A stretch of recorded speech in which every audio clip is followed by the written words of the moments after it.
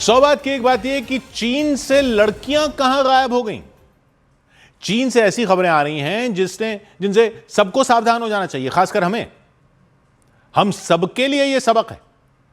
अगर आप आबादी की समस्या की बात की तरफ इशारा कर रहे हैं, इशारा समझ रहे हैं, तो बात उससे जुड़ी है भी और नहीं भी। ये तो सब जानते हैं कि चीन दुनिया का सबसे ज्यादा आबादी वाला देश होता था और भी माना जाता है, लेकिन अनुमान ये कहते हैं कि भारत उससे आगे निकल चुका है। लेकिन समस्या ये नहीं है। चीन में एक बड़ी समस्या खड़ी हो चुकी है, लड़कियां बहुत कम हो चुकी हैं। एक तो लड़कों और लड़कियों की संख्या में बड़ा फर्क आ चुका है। दूसरा यह कि बूढ़े लोगों की संख्या तेजी से बढ़ रही है, यानी अनुपात में जवान भी कम हो रहे हैं। मतलब बूढ़े ज्यादा होते जा रहे हैं, जवान कम होते जा रहे हैं। उनमें भी लड़कियां भी कम होती जा रही हैं। और अब यह समस्या इतनी गंभीर हो चुकी है कि चीन की पूरी अर्थव्यवस्था को ला सकती है। लेकिन हमको सबक इस बात से लेना है कि चीन की यह हालत हुई कैसे, क्योंकि बाकी सब मामलों में तो चीन पता नहीं कितने दशक आगे की प्लानिंग लेकर चलता है। इस मामले में क्या चीन ने कैलकुलेशन नहीं सही किया था? यह हुआ कैसे? यह समस्या शुरू कैसे हुई? तो हुआ यह था, पिछली सदी में चीन की प्रॉब्लम थी जनसंख्या बढ़ी जा रही थी। गरीबी दूर करने के लिए सब यही कहते थे कि इतने लोग पैदा हुए जा रहे हैं, इनको कैसे पाला जाएगा। और चीन है कम्युनिस्ट देश, वहां तो जो सरकार कह दे वो मानना ही पड़ता है। तो 1979 में चीन की सरकार ने एक कानून बनाया कि आप बच्चा एक ही पैदा कर सकते हो, वन चाइल्ड पॉलिसी, एक बच्चा नीति थी। मतलब हर परिवार सिर्फ एक बच्चा ही पैदा कर सकता था। क्यों? क्योंकि आबादी बहुत तेजी से बढ़ रही थी और सरकार को डर था कि खाना, घर, नौकरियां सब कम पड़ जाएंगे। लेकिन इस नीति ने वहां के समाज की एक सच्चाई पर आंखें मूंदी हुई थी, यानी उसको नजरअंदाज किया। और वो हकीकत यह थी कि चीनी परिवारों में यह पुरानी सोच थी कि लड़का ही परिवार का वारिस होता है, वंश उसी से चलता है, वही बूढ़े माता पिता की देखभाल करेगा, वही खेत संभालेगा, वगैरह वगैरह। लड़की को समझते थे बोझ, क्योंकि वो तो शादी के बाद ससुराल चली जाएगी।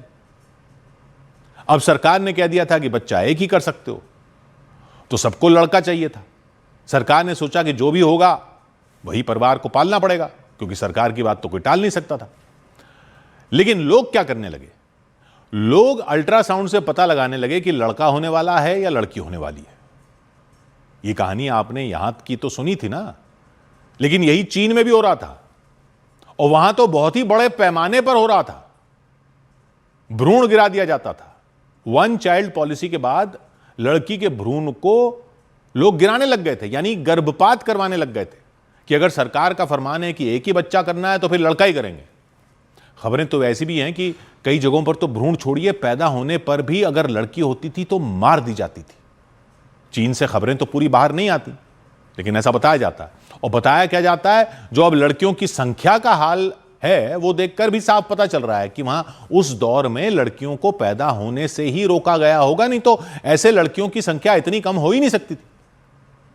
इस एक बच्चा नीति के 35 साल में ऐसा माना जाता है कि लाखों लड़कियां इस एक तरह से यूं कहिए कि गायब कर दी गई। तो अब नतीजा सबके सामने है। आज चीन में पुरुषों की संख्या महिलाओं से बहुत ज्यादा है। साल 2023 का एक आंकड़ा बताता है कि वहां हर 100 महिलाओं पर 104.3 पुरुष हैं। यह सामान्य से काफी ज्यादा है, इस आंकड़े को कम मत समझिए। और अभी तो 1979 से पहले पैदा हुई बहुत सारी महिलाएं हैं, जीवित हैं, इसलिए यह अनुपात है। क्योंकि जन्म के समय का आंकड़ा तो अभी की और भी बुरा चल रहा है। अभी का साल 2021 में हर 100 लड़कियों के जन्म पर 112 लड़कों का जन्म हुआ। यह नेचुरली नहीं होता है। और अब तो वो वन चाइल्ड पॉलिसी है भी नहीं। तो सोचिए, जब एक बच्चा नीति पूरी तरह से लागू थी तब क्या हाल रहा होगा। मतलब 2020 के आंकड़ों के मुताबिक वहां पुरुष महिलाओं से 3.5 करोड़ ज्यादा हैं संख्या में। यानी लाखों युवा पुरुष ऐसी जगह हैं जहां शादी के लिए लड़की ही नहीं मिलती, क्योंकि युवा लड़कियां हैं ही नहीं। बहुत से कुंवारे रह जाते हैं। कुंवारों का देश बनता जा रहा है चीन।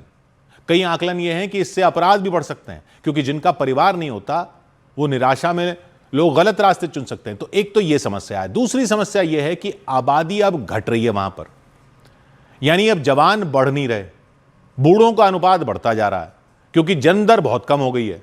2024 में सिर्फ 95 लाख बच्चे पैदा हुए, जबकि 1 करोड़ 10 लाख से ज्यादा लोगों की मृत्यु हो गई। यानी जितने पैदा हो रहे हैं उससे ज्यादा मर रहे हैं। मतलब जनसंख्या अब घट रही है। 2024 के अंत में चीन की आबादी 140 करोड़ 80 लाख रह गई, जो पहले 140 करोड़ 90 लाख थे। और ये 3 साल से आबादी घटती जा रही है, 3 साल से। मतलब 140 करोड़ का जो लेवल आया वो मैक्सिमम हो गया चीन की आबादी का। वहां तक पहुंचने के बाद कमी हो रही है। तो हिसाब यह लगाया जा रहा है कि ऐसे चलता रहा तो 2050 तक आबादी 130 करोड़ पर आ जाएगी। उसके बाद तो फिर और तेजी से घटेगी। और ये क्यों हो रहा है? इसकी भी वजह तो वही है, एक बच्चा नीति ने लोगों को बच्चों के नाम से ही डरा दिया था। सरकार का फरमान था। हालांकि अब नीति पलट दी गई है। 2015 में वहां सरकार ने कहा 2 बच्चे पैदा करने की इजाजत है, फिर भी कुछ नहीं हुआ। 2021 में तो 3 बच्चे करने की इजाजत दे दी। लेकिन बच्चे कैसे करें युवा? शादी किससे करें? लड़कियां ही नहीं है। 35 साल जो एक बच्चा करने की पॉलिसी चली तो लड़कियां ही घट गई। अब कह रहे हैं 3-3 बच्चे कर लो। किसके साथ कर लें बच्चे? लड़कियां नहीं है तो शादियां नहीं हो रही हैं। 2024 में उससे पिछले साल से 20% कम शादियां हुई हैं चीन में। एक तो लड़कियां हैं नहीं, और जो हैं भी युवा लड़कियां, वो अपने परिवारों की अकेली लड़कियां हैं, क्योंकि उनके मां बाप तो आपने दूसरा बच्चा करने से उनको रोक दिया था। तो उन लड़कियों का ध्यान पढ़ाई पर रहा, उन्होंने नौकरी पर, करियर बनाने पर ध्यान दिया। उनको घर संभालना था, शादी उनकी प्राथमिकता ही नहीं थी, वो अकेली थी। अब महंगाई है, घर का बोझ उनको उठाना था, मां बाप को उनको पालना था बड़े होकर। अब उन पर काम का दबाव है, बच्चे पालना उनको मुश्किल लगता है। एक बच्चा कर लें वही उनको पहाड़ सा लगता है। 2-2 3-3 तो कोई कर ही नहीं रहा। सरकार बच्चे करने का फरमान सुना दे, कम करने का, तो बच्चे कम तो करवा सकती है, लेकिन ज्यादा बच्चे पैदा करने का कोई फरमान तो हो नहीं सकता।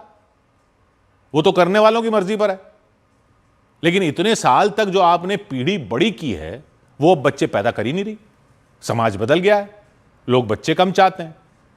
तो इसका असर क्या पड़ेगा? सोचिए, एक ऐसा देश जहां 65 साल से ज्यादा उम्र के बूढ़े 30% हो, और 15 से 64 साल की जो एज होती है, वो जो काम करने वाले लोगों की, वो 60%।